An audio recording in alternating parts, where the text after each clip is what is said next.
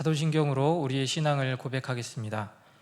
나는 전능하신 아버지 하나님 천지의 창조주를 믿습니다. 나는 그의 유일하신 아들 우리 주 예수 그리스도를 믿습니다. 그는 성령으로 잉태되어 동정녀 마리아에게서 나시고 본디오 빌라도에게 고난을 받아 십자가에 못 박혀 죽으시고 장사된 지 사흘 만에 죽은 자 가운데서 다시 살아나셨으며 하늘에 오르시어 전능하신 아버지 하나님 우편에 앉아 계시다가 거기로부터 살아있는 자와 죽은 자를 심판하러 오십니다. 나는 성령을 믿으며 거룩한 공교회와 성도의 교제와 죄를 용서받는 것과 몸의 부활과 영생을 믿습니다. 아멘. 찬송가 292장 찬양하겠습니다.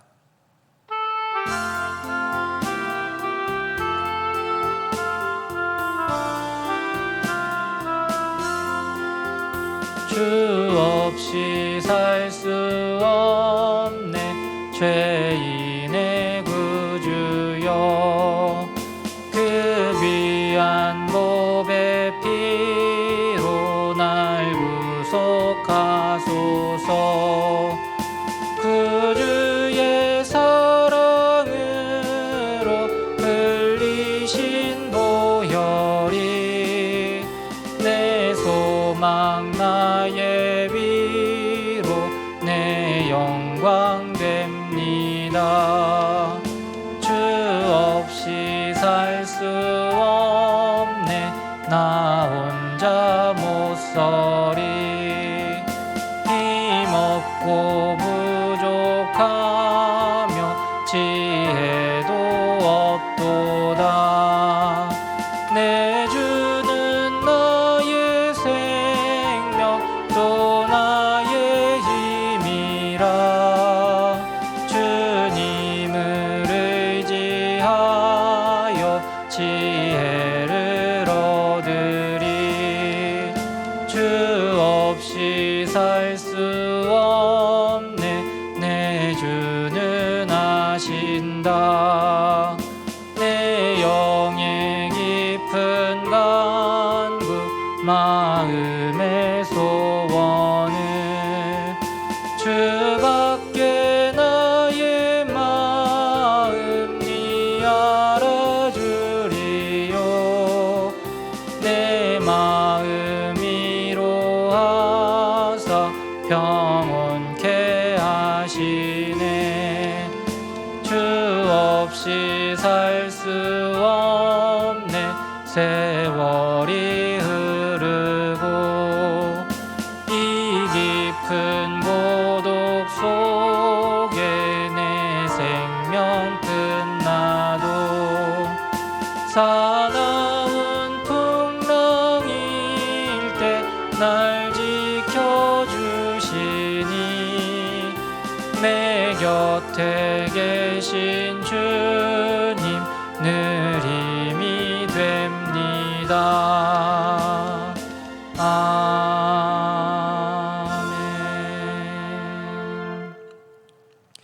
함께 볼 하나님 말씀은 사도행전 10장 47절 48절 두 절의 말씀입니다. 사도행전 10장 47절부터 48절까지의 말씀을 봉독하겠습니다. 이에 베드로가 이르되 이 사람들이 우리와 같이 성령을 받았으니 누가 능히 물로 세례 베풀물 그 말이요 하고 명하여 예수 그리스도의 이름으로 세례를 베풀라 하니라. 그들이 베드로에게 며칠 더 머물기를 청하니라. 아멘.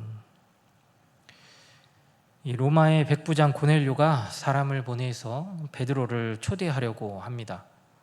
베드로의 입장에서 이방인인 고넬료의 초대는 그리 달갑지 않은 초대였습니다. 그러나 하나님께서는 베드로에게 환상을 보여주셨습니다. 환상을 본 베드로는 그것이 무엇을 의미하는지 몰랐습니다. 하지만 고넬료의 가정을 방문한 이후 하나님께서 보여주시는 환상이 어떤 의미인지 알게 되지요. 그렇기에 오늘 본문에서 베드로는 이방인인 고넬료에게 세례 베푸는 것을 주저하지 않았습니다. 고넬료의 가정에 방문하기 전까지 베드로에게는 선입견이 있었습니다. 그 선입견은 이방인은 구원받지 못한다라는 것입니다.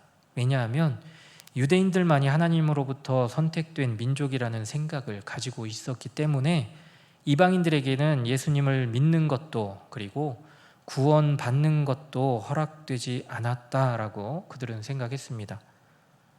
하지만 하나님의 생각은 유대인들의 생각과 다르지요. 하나님께서는 하나님의 형상대로 지음받은 모든 사람들이 예수님을 믿고 구원받기를 원하십니다. 베드로가 살던 그 시대도 그렇고 지금이라는 이 시대도 그렇습니다. 하지만 예수님의 수제자라고 자부하던 베드로 역시 선민의식 속에 선입견을 가지고 이방인을 바라보았기 때문에 이방인에 대한 구원 문제에 있어서 부정적으로 생각을 가지고 있었던 것입니다. 혹여나 저와 여러분에게도 베드로와 같은 선입견을 가지고 가족과 또 이웃을 바라보고 계시지는 않는지요? 이 새벽 간절히 바라기는 베드로와 같은 선입견을 가지고 바라보고 있던 우리의 시선이 하나님의 시선으로 변화되기를 간절히 소망합니다. 하나님의 시선에서 본다면 하나님이 창조하신 모든 사람들은 구원받아 마땅합니다. 그리고 이를 위해 하나님께서 예수님을 우리 가운데 보내주시고 십자가에 죽게 하신 것입니다. 예수님의 십자가 죽음은 온 인류를 구원하시기 위한 죽음이셨습니다. 하지만 아이러니하게도 온 인류가 구원받지 못하지요. 예수님께서 우리 인간의 죄를 십자가에서 다 사하여 주셨음에도 불구하고 온 인류가 구원받지 못하는 이유가 무엇 때문입니까? 왜냐하면 구원이란 예수 그리스도를 믿음으로 고백해야 하기 때문입니다.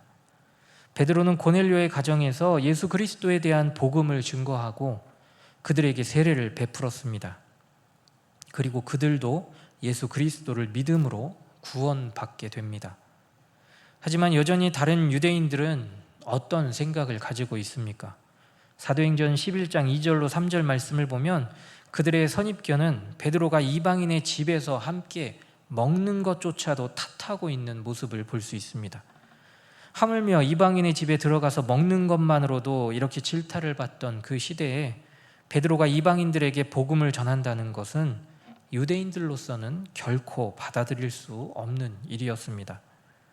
성경 말씀 가운데 이러한 선입견을 가지고 있는 사람이 또 있다면 그 사람은 구약 말씀에 나오는 사무엘 선지자가 아닐까 합니다. 하나님께서 이새의 집에 가서 기름 부음을 받을 자를 선택하라 하셨을 때 사무엘은 용모와 키를 보았습니다. 사무엘은 눈으로 보여지는 외모에 집중했던 것을 우리는 알 수 있지요. 하지만 하나님은 무엇이라고 말씀하시는지요? 사무엘상 16장 7절 말씀에서 그의 용모와 키를 보지 말라. 내가 이미 그를 버렸노라. 내가 보는 것은 사람과 같지 아니하니 사람은 외모를 보거니와 나 여호와는 중심을 보느니라. 하나님께서는 사람의 중심을 보십니다. 하지만 사무엘도 그렇고 저와 여러분도 그렇습니다. 사람의 중심을 보기보다는 보여지는 외적인 것을 보고 사람을 판단할 때가 더 많다라는 것이죠. 교회 안에서 신실한 사람들이 어떤 분들인지 판단할 때 그 기준을 우리는 무엇으로 생각하고 있습니까? 공예배에 빠지지 않고 헌금도 잘하고 또 새벽 기도에도 빠지지 않고 나오시는 분들을 우리는 참 신실하다라고 생각을 합니다. 저도 이 말에는 공감을 합니다. 하지만 아무리 공예배와 새벽 기도 또 헌금을 잘한다 할지라도 마음 중심이 하나님께로 향해 있지 않다면 그 모든 것이 다 헛되다라는 것이죠. 요한복음 7장 24절입니다. 외모로 판단하지 말라. 공의롭게 판단하라.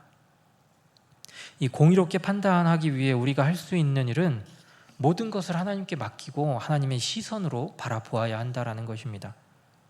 하나님의 시선으로 바라본다는 것은 로마서 12장 2절 말씀과 같이 이 세대를 본받는 것이 아니라 오직 우리의 마음을 새롭게 하고 주님 안에 변화되어서 하나님의 선하시고 또 기뻐하시고 온전하신 뜻이 무엇인지를 늘 우리 가운데서 분별하는 삶을 말합니다. 또한 마태복음 7장 1절로 2절 말씀과 같이 다른 사람을 비판하지 말아야 된다라는 거죠.